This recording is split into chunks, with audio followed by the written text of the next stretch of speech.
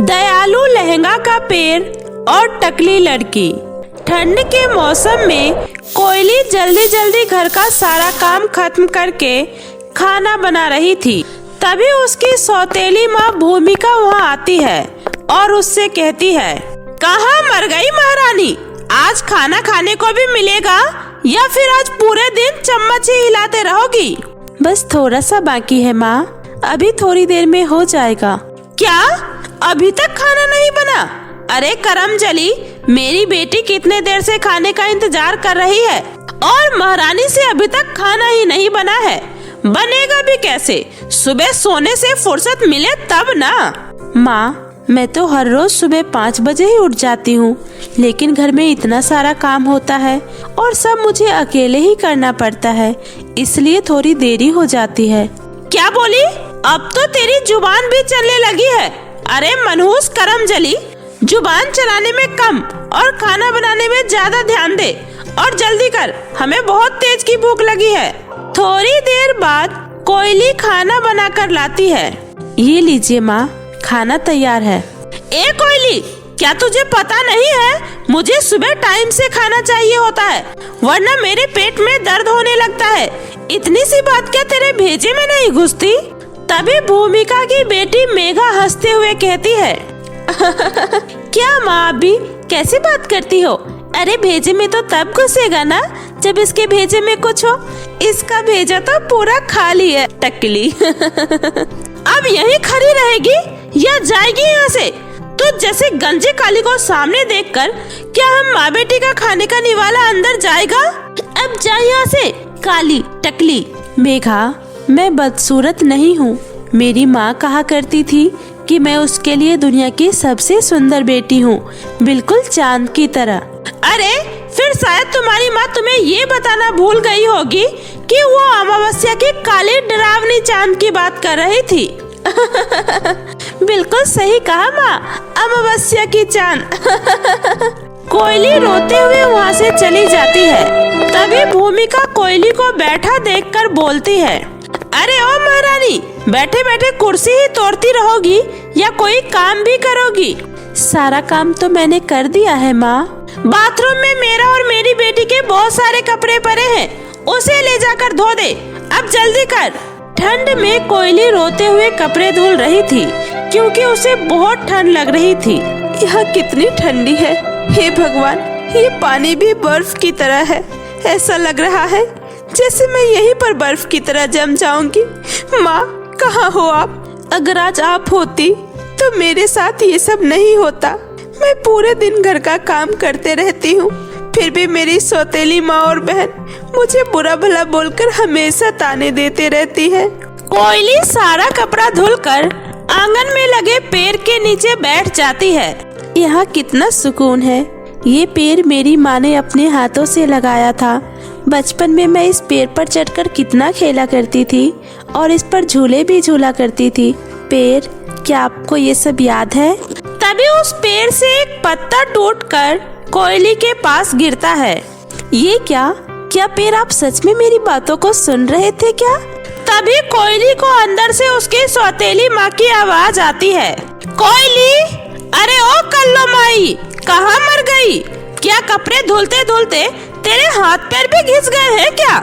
जल्दी अंदर आ, और भी बहुत सारे काम हैं। तभी कोयली को सौतेली माँ उसे और भी कपड़े धुलने के लिए दे देती है। कोयली उन सारे कपड़ों को अपने हाथ में लिए उसी पेड़ के पास जाकर बोलती है, अभी अभी तो मैंने इतने सारे कपड़े धुले थे, लेकिन इन लोगों ने फिर से मुझे इतने सारे कपड़े धुलने को दे दिया।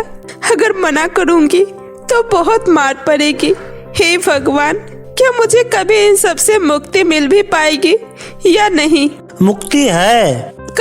कौन बोल रहा है? कोयली, डरो मत, मैं हूँ। क्या आप बात कर सकते हो?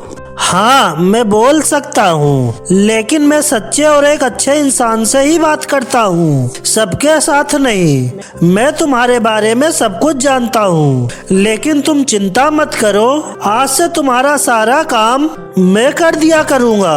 अब तुम इन सारे कपड़ों को मेरी छाया में रख दो। कोयली जैसे ही कपड़े का टब वहाँ पर रखती है, तभी सारे कपड़े अपने आप धुल जाते हैं। अरे ये कैसे हुआ? पेड़ जी, क्या आप कोई जादुई पेड़ है? हाँ कोयली, मैं एक जादुई पेड़ हूँ। अब से तुम्हारे पास जो भी काम हो सब मेरे पास ले आना। ठीक है। इतना बोलकर कोयली अंदर जाती है। तभी भूमिका कहती है, अरे तू अभी तक यहाँ घूम रही है? किसी ने बिल्कुल सही ही कहा है, लातों के भूत बातों से नहीं मानते। तेरी तो खबर लेनी पड़ेगी। पर माँ, मैंने ये सारे कपड़े धुल दिए हैं। मैं तो बस ये पूछने आई थी कि और भी कोई काम है तो बता दीजिए। क्या कहा? इतनी जल्दी सारे कपड़े धुल गए? अरे ये तो सच में धुले हुए हैं। अब इन कपड़ों को यहीं रख दे और ये सारे फटे हुए कपड़े ले जा और सिल कर ले आ। अब जा जल्दी। पर माँ, मैं इतने सारे कपड़े कैसे सिलूंगी? मुझे अभी रात का खाना भी बनाना है। वो सब मैं नहीं जानती, बस काम टाइम से हो जाना चाहिए। कोयली सारे फटे हुए कपड़ों को लेकर जादुई पेड़ के पास जाती है और कहती है, जादुई पेड़, ओ जादुई पेड़। बोलो कोयली। जादुई पेड़, क्या आप इन सारे फटे हुए कपड़ों को सिल सकते हो क्या? क्यों नहीं कोयली, तुम इन सारे फटे हुए कपड़ों को मेरी छाया में रख दो। शुक्रिया जादुई पेड़, आप बिल्कुल मेरी माँ की तरह ही मेरा ख्याल रखते हो। अब मैं जाती हूँ। कोयली कपड़े को लेकर अंदर जाती है। क्या हुआ? तुझे मैंने कहा था ना कि सारे कपड़े सिल कर ले आ। शांत हो जाइए माँ। माँ, मैं ये सारे कपड़े सिलकर ही लाई हूँ। क्या? पर इतनी जल्दी कैसे? तू तो अभी अभी कपड़े लेकर यहाँ से गई थी। माँ, लगता है ये काम चोर सही से काम नहीं कर रही है। रुकिए माँ, मैं आपको अभी कपड़े चेक करके बताती हूँ। उसके बाद मेघा सारे कपड़े को चेक करती है। माँ, कपड़े तो एकदम बराबर से सिला हुआ है। अब जल्दी जा और जाकर खाना बना। आज अगर टाइम से खाना नहीं बना तो तेरी खैर नहीं। कोयली जल्दी से खाना का सारा सामान लाकर जादुई पेड़ के पास रख देती है और उसका खाना अपने आप ही बन जाता है। उस दिन के बाद से कोयली को कोई भी काम करने में कोई दिक्कत नहीं होती है, क्योंकि उसके सारे कामों में जादुई पेड़ उसकी मदद करने लगता है। ऐसे ही कुछ दिन बीत जाता है। कोयली अब पहले से बहुत ज्यादा खुश रहने लगती है। तभी कोयली को खुश देखकर उसकी सौतेली माँ और सौतेली बहन को उस पर शक होता है। माँ, मुझे तो कुछ गड़बड़ लग रहा है। ये जरूर कोई जादू टोना सीख कर आई है, तभी तो ये इतनी जल्दी जल्दी सारा काम कर लेती है। और तो और अब तो इस पर आपकी बातों का कोई असर भी नहीं होता है। तो ठीक कह रही है बेटी, हमें जल्दी ही ये पता लगाना पड़ेगा आखिर इन सब में कोयली का साथ कौन दे रहा है। चल मिलकर पता करते हैं।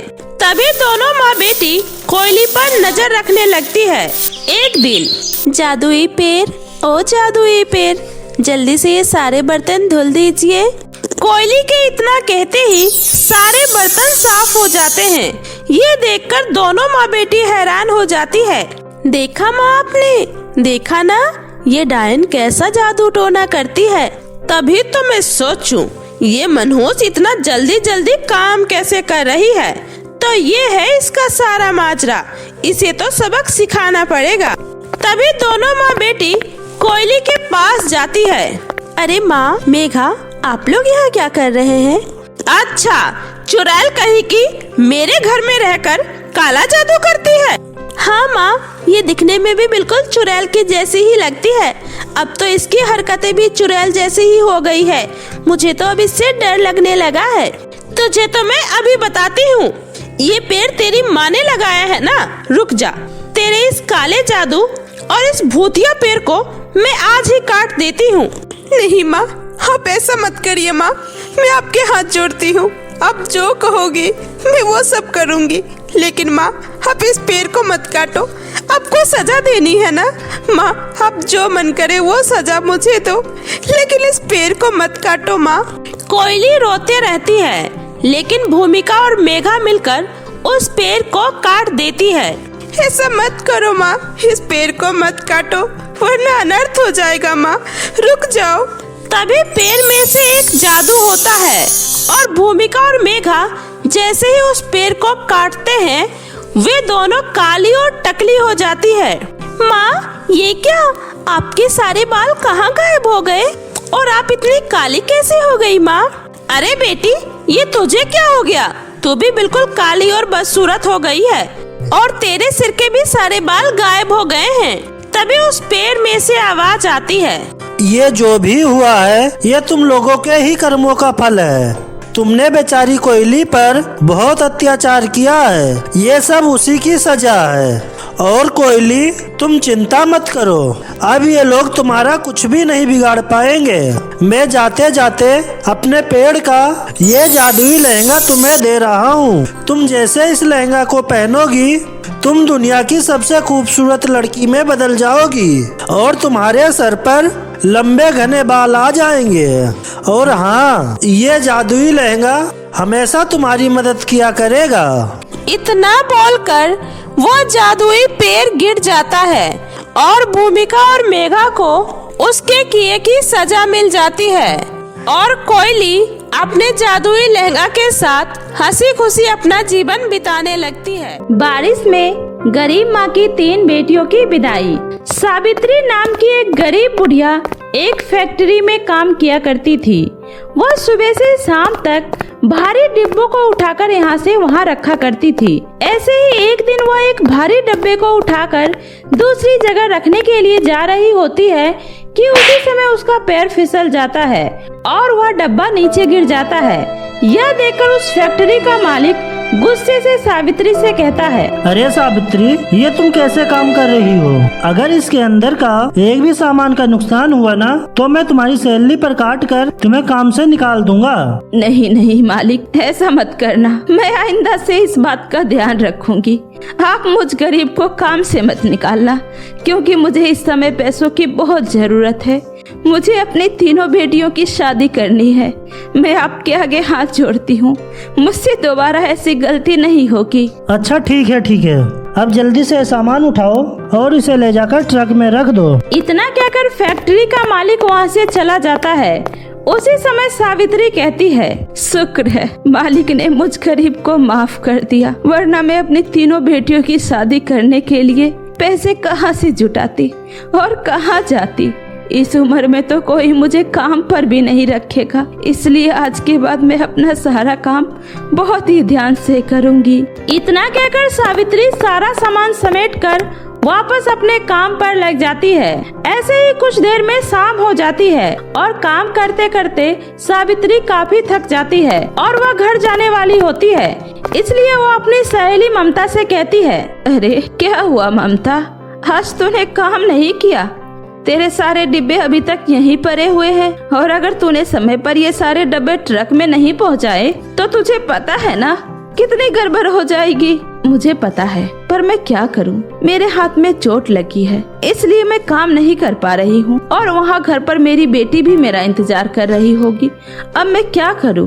तो चिंता मत कर ममता, मैं जल्दी से तेरा सारा काम भी खत्म करवा देती हूँ। इतना कहकर थकी हुई सावित्री फटाफट से ममता के सारे डब्बे भी ट्रक में पहुंचा देती है और ऐसे ही एक एक करके सारे मजदूर अपने घर चले जाते हैं और अब सावित्री और ममता भी अपना सारा काम खत्म करके अपने घर जाने लगते हैं। उसी समय सावित्री की 3 बेटियां रीना, प्रिया, मीनाक्षी भी खाना बनाकर अपनी माँ का इंतजार करने लगती है।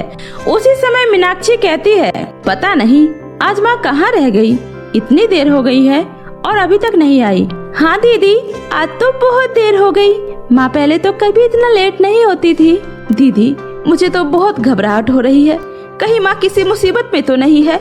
मैं ऐसा करती हूँ, मैं माँ को देख कर आती हूँ। रीना जैसे ही इतना कहकर घर से बाहर जाती है, इतने में ही वहाँ पर सावित्री आ जाती है और अपनी माँ को आता देखकर रीना भागकर उनके गले से लग जाती है और कहती है, माँ आप कहाँ थी? आपको पता है हम लोग आपके लिए कितना परेशान हो रहे थे। अरे मेरी बच्चियों, तुम लोग मेरी इतनी चिंता मत किया करो, वो तो मैं बस ममता के काम में थोड़ी मदद करवा रही थी, इसलिए मुझे घर आने में थोड़ा लेट हो गया। ऐसे ही कुछ देर बाद तीनों माँ बेटी मिलकर एक साथ खाना खाती है। उसी समय मीनाक्षी कहती है, माँ आप इस उम्र में भी हम लोगों के लिए इतना सारा काम क्यों करती हो? अब आप हम लोगों को काम करने दो। नहीं बेटी, ऐसी कोई बात नहीं है, और मैं जो कुछ भी कर रही हूँ वो तुम सबके लिए ही तो कर रही हूँ, क्योंकि मुझे अपनी तीनों बेटियों की शादी बड़े ही धूमधाम से करनी है। तुम्हारी शादी में मैं किसी तरह की कोई कमी नहीं रहने देना चाहती। और तुम लोगों को पता है, मैंने कल ही पंडित जी से तुम तीनों की शादी की बात भी कर ली है। इसलिए अब तुम तीनों परेशान होना बंद करो और जाकर सो जाओ। ऐसे ही अगले दिन सावित्री अपने काम पर जाने से पहले पंडित जी से बात करती है। पंडित जी, क्या हुआ? जो आपने कल मुझे लड़के वाले के बारे में बताया था, क्या वे लोग इस रिश्ते के लिए राजी हैं? अरे सावित्री, तुम चिंता मत करो। तुम्हारी बेटियों के लिए मैं एक बहुत अच्छा ससुराल ढूंढूंगा। और तुम्हें पता है, मैं शर्मा जी के परिवार को बहुत अच्छे से जानता हूँ। बहुत अच्छा परिवार है और वो लोग इस रिश्ते के लिए भी तैयार हैं। इसलिए कल वो लोग तुम्हारे घर तुम्हारी बेटियों का रिश्ता पक्का करने आ रहे हैं। क्या सच में पंडित जी? ये तो बहुत अच्छी बात है। अच्छा पंडित जी, अब मैं चलती हूँ, मुझे कल के लिए तैयारियां भी तो करनी होगी। इतना कहकर सावित्री अपने काम पर चली जाती है और दिन रात कड़ी मेहनत करके अपने घर वापस आ जाती है। ऐसे ही अगले दिन शर्मा का परिवार उनके घर आता है और सावित्री की तीनों बेटियों को शगुन के पैसे देकर रिश्ता पक्का करके वहाँ से चली जाती है। अच्छा सावित्री बहन, आपको चिंता करने की कोई जरूरत नहीं है। हम लोग बड़े ही धूमधाम से अपने बेटों की बारात लेकर आएंगे। आप चिंता मत करिए बहन जी, मैं अपनी तीनों बेटियों की शादी में किसी तरह की कोई कसर नहीं छोड़ूंगी। और इसी तरह सावित्री दिन रात कड़ी मेहनत करके और अपने गहनों को बेचकर अपनी बेटियों के लिए नए गहने बनवाती है और बचे हुए पैसों से अपनी बेटियों के लिए सुंदर सुंदर लहंगा भी खरीदती है।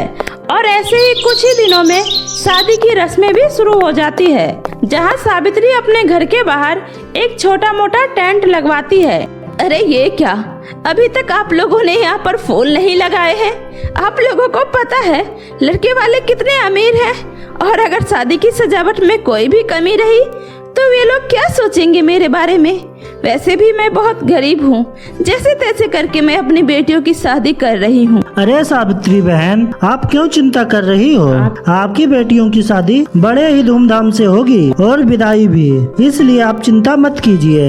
इतना कहकर सावित्री अंदर चली जाती है और अपनी तीनों बेटियों को दुल्हन की तरह सजाती है और कहती है, मेरी तीनों बेटियाँ आज बहुत ही प्यारी लग रही है, नजर ना लगे किसी की। ऐसे ही कुछ देर बाद ढोल नगारों के साथ वहाँ पर बारात आ जाती है और सावित्री बड़े ही अच्छे से उन लोगों का स्वागत करती है। तभी वहाँ पर अचानक से बहुत तेज आंधी तूफान आ जाता है और सजावट की सारी चीजें इधर उधर गिरने लग जाती है। अरे ये क्या हो रहा है? एकदम से इतनी तेज आंधी तूफान कहाँ से आ गई? ऐसे तो सब बर्बाद हो जाएगा। अरे बहन जी, आप चिंता मत करिए, कुछ नहीं होगा। क्या करूं बहन जी, मुझे तो बहुत चिंता हो रही है कि अगर कहीं बारिश हो गई तो सब कुछ बर्बाद हो जाएगा। बड़ी मुश्किल से मैंने अपनी बेटियों के लिए शादी की तैयारियां की थी। ऐसे ही कुछ देर बाद सावित्री की तीनों बेटियां मंडप में पहुंच जाती है, जहां उनकी शादी की रस्में शुरू हो जाती है। और ऐसे में ही वहां पर बहुत तेज बारिश भी शुरू हो जाती है। हे भगवान, ये क्या हो रहा है? मेरी बेटियों की शादी में इतनी तेज बारिश कहाँ से आ गई? अब तो सब कुछ खराब हो जाएगा। मुझे माफ कर दीजिए बहन जी, पता नहीं ये सब क्या हो रहा है। अरे बहन जी, अब तो बारिश और भी तेज हो रही है, इसलिए हमें जल्दी से शादी करवाकर विदाई कर देनी चाहिए, क्योंकि मुझे मौसम कुछ ठीक नहीं लग रहा। जैसा ठीक समझे बहन जी। ऐसे ही कुछ देर में शादी की सारी रस्में पूरी हो जाती है और सावित्री अपने तीनों बेटियों को गले लगाकर रोते हुए उनसे कहती है, मेरी प्यारी बच्चियों, अपना ख्याल रखना। मुझे तुम लोगों की बहुत याद आएगी। हमें भी आपकी बहुत याद आएगी माँ। आप अपना ख्याल रखिएगा। और इस तरह सावित्री अपनी तीनों बेटियों को कार में बिठा आती है और खुशी खुशी उन तीनों की विदाई करती है। और ऐसे ही एक गरीब माँ नम आंखों से बारिश में अपनी तीनों बेटियों को विदाई कर देती है और वही उनकी तीनों बेटियां भी ससुराल पहुंचकर खुशी खुशी अपना जीवन व्यतीत करने लगती है। जादुई 3 फ्रॉक का जादू। रामपुर गांव में नेहा अपनी मां गायत्री और दादी जानकी के साथ रहती थी। नेहा जब बहुत छोटी थी तभी उसके पिता का देहांत हो गया था। उसके बाद घर की सारी जिम्मेदारी गायत्री के ऊपर ही आ गई थी। गायत्री घर चलाने के लिए बाजार में लड़कियों के सुंदर सुंदर गाउन बेचा करती थी, लेकिन उससे उतनी कमाई नहीं हो पाती थी। गायत्री किसी तरह से रूखा सूखा खाकर अपना और अपने परिवार का पालन पोषण कर रही थी। एक दिन गायत्री की तबीयत कुछ ठीक नहीं थी। माँ, आज आप फ्रॉक बेचने मत जाओ, बाहर मौसम भी ठीक नहीं है और आपकी तबीयत भी मुझे ठीक नहीं लग रही है। प्लीज माँ, आज मत जाओ। मैं ठीक हूँ बेटा, तुम चिंता मत करो।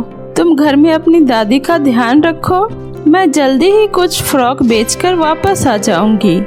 और फिर गायत्री फ्रॉक लेकर बेचने चली जाती है। गायत्री गांव में घूम घूम कर फ्रॉक बेच रही थी, तभी कमजोरी की वजह से अचानक से उसे चक्कर आ जाता है और वह रोड पर अचानक गिर जाती है। तभी एक तेज रफ्तार में आती हुई गाड़ी गायत्री के ऊपर से होते हुए गुजर जाती है और गायत्री की वहीं मौके पर ही मृत्यु हो जाती है। जब ये खबर नेहा और उसकी दादी तक पहुंची तो वे लोग भागते हुए वहां से आए। माँ, ये आपको क्या हो गया? माँ उठो, माँ प्लीज। माँ आप ऐसे हमें छोड़कर नहीं जा सकती। माँ वापस आ जाओ। माँ, मैं आपके बिना नहीं रह सकती। प्लीज माँ, उठ जाओ। माँ आंखें खोलो। माँ। उसकी दादी जानकी ने किसी तरह से नेहा को संभाला और उसे बहुत समझाया और फिर उसकी माँ गायत्री का दाह संस्कार कर दिया। ये सब क्या हो गया दादी? अब हमारा ध्यान कौन रखेगा? माँ हमें छोड़कर क्यों चली गई? दादी अब हम कैसे रहेंगे? अपने आप को संभालो बेटा, सब ऊपर वाले की मर्जी से ही होती है। जो आया है उसे एक दिन वापस जाना ही है। फर्क बस इतना है कि कोई जल्दी चला जाता है तो कोई बाद में। हिम्मत से काम ले बेटा, अभी तेरे आगे तेरी पूरी जिंदगी पड़ी है। हिम्मत रख बेटा, सब ठीक हो जाएगा। गायत्री के गुजर जाने के बाद अब घर में कोई भी कमाने वाला नहीं बचा था। बूढ़ी दादी थी, वह भी लाचार रहती थी। घर में कुछ भी नहीं बचा था, अब सब कुछ खत्म हो गया था। एक दिन नेहा को बहुत ही जोरों की भूख लगी और वो अपनी दादी के पास जाकर बोलती है, दादी मुझे बहुत ही जोरों की भूख लगी है, कुछ खाने को है तो दे दो दादी। बेटी आज पानी पीकर ही सो जाओ, कल मैं कुछ इंतजाम करती हूँ। नेहा उदास मन से पानी पीकर सो जाती है। अगले दिन जानकी गांव की सेठानी के पास कुछ पैसे उधार मांगने जाती है। मालकिन कुछ पैसे उधार दे दीजिए मालकिन, मेरे घर में खाने को एक दाना नहीं है। 2 दिनों से मेरी पोती ने कुछ नहीं खाया, बदले में मैं आपके घर का सारा काम कर दूंगी। आप जो बोलोगी मैं वो सब करूंगी। कृपया आप मुझ गरीब बुढ़िया पर रहम करें मालकिन। हमारा घर कोई यतीम खाना नहीं है जो मुंह उठाकर यहाँ आ गई हो पैसे मांगने। अरे तुझे पैसे दे भी दिए तो तू मेरे पैसे कैसे चुकाएगी? क्या देखकर मैं तुझे पैसे दूं? और तुझ बुढ़िया को अपने घर में क्या काम दूं? काम करते करते किसी दिन मर गई तो वो भी जान पर आफत। हम तुम्हें अपने यहाँ कोई काम नहीं दे सकते और ना ही उधार पैसे दे सकते हैं। तुम कहीं और जाकर मदद मांगो। जानकी निराश मन से घर आ जाती है। तभी जानकी की नजर घर में रखे कुछ फ्रॉक पर जाती है और वह एक टोकरी में सारा फ्रॉक भरकर उसे बेचने का फैसला करती है। वह उस फ्रॉक को बाजार में बेचने चली जाती है। फ्रॉक ले लो फ्रॉक, सुंदर सुंदर फ्रॉक ले लो। इसी तरह कुछ लोग जानकी का फ्रॉक खरीदते हैं, जिससे जानकी के पास कुछ पैसे आ जाते हैं। वो उन पैसों से घर के लिए आटा चावल लेकर आ जाती है। उस दिन तो वो लोग आराम से खाना खाकर सो जाते हैं। ऐसे ही कुछ दिन बीत जाता है। फिर एक दिन जानकी की भी तबीयत बहुत ही ज्यादा खराब हो जाती है। अब तो वो बिस्तर से भी उठ नहीं पा रही थी। नेहा के पास अपनी दादी के इलाज के लिए एक भी रुपए नहीं थे और ना ही उनके पास उतने पैसे बचे थे कि बड़े मार्केट में जाकर और फ्रॉक लाकर उसे बाजार में जाकर बेच सके। अब नेहा के पास काम ढूंढने के अलावा और कोई रास्ता नहीं बचा था। नेहा काम ढूंढने के लिए निकल जाती है। पूरे दिन गुजर जाता है, लेकिन नेहा को कोई काम नहीं मिला। वह पूरे दिन घूम घूम कर थक गई थी। निराश मन से वो घर की तरफ आ रही थी, तभी उसने रेड लाइट पर कुछ बच्चे को गाड़ी का शीशा साफ करते हुए देखा, जिससे लोग उन बच्चों को कुछ पैसे देकर जा रहे थे। नेहा भी वहीं जाकर खड़ी हो गई। जैसे ही एक बड़ी सी गाड़ी उसके सामने आई, वह उसके शीशे को साफ करने लगी, लेकिन वह गाड़ी वाला उसे बिना कुछ दिए वहां से चला गया। हे भगवान, यह मेरे साथ क्या हो रहा है? मैं कुछ भी नहीं कर पा रही हूँ। ना ही मुझे कोई काम पर रखने को तैयार हो रहा है, ना ही मैं कुछ कर पा रही हूँ। मैं अपनी दादी का भी ख्याल नहीं रख पा रही हूँ। ऐसा ही रहा तो मेरी दादी भी एक दिन मेरी माँ की तरह मुझे छोड़कर चली जाएगी। नहीं नहीं, मैं अपनी दादी को ऐसे मरने नहीं दे सकती। तभी नेहा के सामने एक और बड़ी सी गाड़ी आकर रुकी। नेहा ने उत्साह से उस गाड़ी के शीशे साफ किए। तभी उस गाड़ी की मालकिन ने उसे 20 रुपए का एक नोट दिया और वहां से चली गई। नेहा को कुछ पैसे मिल गए थे, इसलिए वह अब खुश होकर घर की तरफ जा रही थी। लेकिन तभी रास्ते में उसे एक बूढ़ी औरत दिखी। उस बूढ़ी औरत ने नेहा को आवाज लगाया, बेटी, मुझ गरीब की मदद कर दे बेटी, भगवान तेरी मदद करेगा। मैंने पिछले 3 दिनों से कुछ नहीं खाया है बेटी, भूख के मारे अब तो शरीर भी काम नहीं कर रहा है। मुझ गरीब को खाना खिला दे बेटी, तुम्हारा बहुत भला होगा। नेहा उस बूढ़ी औरत की बात सुनकर बहुत ज्यादा उदास हो जाती है और काफी देर सोचने के बाद बोलती है, चलिए अम्मा, मैं आपको अभी खाना खिला देती हूँ। नेहा के पास जो 20 रुपए थे, वह उन पैसों से खाना खरीदकर उस बूढ़ी औरत को दे देती है। लीजिए अम्मा जी, खाना खा लीजिए। वह बूढ़ी औरत खाना खाकर बहुत ही खुश होती है और नेहा को खूब सारा आशीर्वाद देती है। नेहा निराश मन से वहाँ से उठकर घर जाने लगती है। अब मैं घर जाकर दादी को क्या जवाब दूंगी? आज भी मुझे कोई काम नहीं मिला, घर में खाने के लिए अन्न का एक दाना नहीं है। तभी पीछे से एक बहुत ही सुरीली आवाज आती है, नेहा, ओ नेहा। नेहा जब पीछे मुड़कर देखती है तो उसके पीछे एक बहुत ही खूबसूरत परी थी। नेहा परी को देखकर हैरान हो जाती है और बोलती है, तुम कौन हो और तुम्हें मेरा नाम कैसे पता? मैं खुशी परी हूँ और मैं परीलोक से आई हूँ। तुम मुझे बहुत ही ज्यादा दुखी लग रही थी, इसलिए मैंने तुम्हारा पीछा किया और तुम्हारी परीक्षा लेने के लिए बूढ़ी भिखारिन बनकर तुमसे मदद मांगी। लेकिन तुम तो एक बहुत ही दयालु लड़की हो, मुझे तुम बहुत अच्छी लगी। तुमने मेरी मदद की। अब बताओ, तुम्हें मुझसे क्या चाहिए? तुम मुझसे कुछ भी मांग सकती हो। नेहा परी की बात सुनकर परी को अपने घर के बारे में सब कुछ बताती है। सारी बातें सुनने के बाद परी की आंखें भी नम हो जाती है। उसके बाद परी नेहा से कहती है, नेहा, मैं तुम्हें जादुई 3 फ्रॉक का पेड़ देना चाहती हूँ। पहले पेड़ से तुम जितना चाहोगी उतना अपने मनपसंद खाने पीने की चीजें मांग सकती हो, और दूसरा फ्रॉक का पेड़ तुम्हें तुम्हारे मनपसंद के कपड़े देगा, और यह तीसरा फ्रॉक का पेड़ तुम्हें खूब सारे जादुई फ्रॉक देगा। उन फ्रॉक को तुम बाजार ले जाकर बेचना, जिससे तुम्हारी सारी परेशानी दूर हो जाएगी। अब तुम खुशी खुशी अपने घर जाओ, तुम्हारे आंगन में तुम्हें वो 3 फ्रॉक का पेड़ मिल जाएगा। नेहा खुशी खुशी अपने घर आती है और देखती है कि उसके आंगन में 3 खूबसूरत गाउन के पेड़ लगे हुए हैं। नेहा पहले पेड़ से बोलती है, हे जादुई फ्रॉक के पेड़, मुझे खाना दो। उसके बाद जादुई फ्रॉक के पेड़ से तरह तरह के खाने और खाने के साथ में खाना बनाने का सारा सामान प्राप्त हो जाता है। नेहा खाना लेकर अपनी दादी के पास जाती है और दोनों दादी पोती पेट भर खाना खाती है। उसके बाद नेहा अपने दूसरे पेड़ से खुद के लिए और दादी के लिए कपड़े मांगती है। अब मैं इस तीसरे जादुई पेड़ से फ्रॉक तोड़कर बाजार में ले जाकर बेचा करूंगी और उससे जो पैसे मिलेंगे उससे अपनी दादी का सबसे अच्छे हॉस्पिटल में इलाज करवाऊंगी। फिर अगले दिन सुबह होने पर नेहा उस जादुई पेड़ से फ्रॉक तोड़कर बाजार में बेचने जाती है। नेहा का फ्रॉक इतना ज्यादा सुंदर होता है कि लोग उस फ्रॉक को देखते ही खरीदने लगते हैं। पहले ही दिन नेहा की बहुत ही अच्छी कमाई हो जाती है और वह उन पैसों से अपनी दादी का सबसे अच्छे हॉस्पिटल में इलाज करवाती है।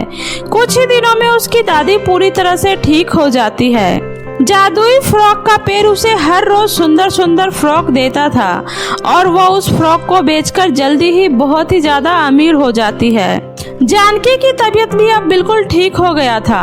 फिर दोनों दादी पोती मिलकर फ्रॉक का एक बहुत बड़ा शोरूम खोलती है और खुशी खुशी एक साथ रहने लगती है। तो मेरे प्यारे दोस्तों, कैसी लगी आपको मेरी ये कहानी, मुझे कमेंट करके जरूर बताएं।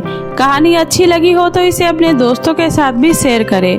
और हाँ दोस्तों, अगर आपने अब तक मेरे चैनल जादुई टीवी को सब्सक्राइब नहीं किया है तो जल्दी से नीचे लाल बटन दबाकर अभी सब्सक्राइब कर ले। तो मिलती हूँ ऐसे ही फिर किसी नई मजेदार जादुई कहानी के साथ। तब तक अपना ध्यान रखें। बाय बाय दोस्तों।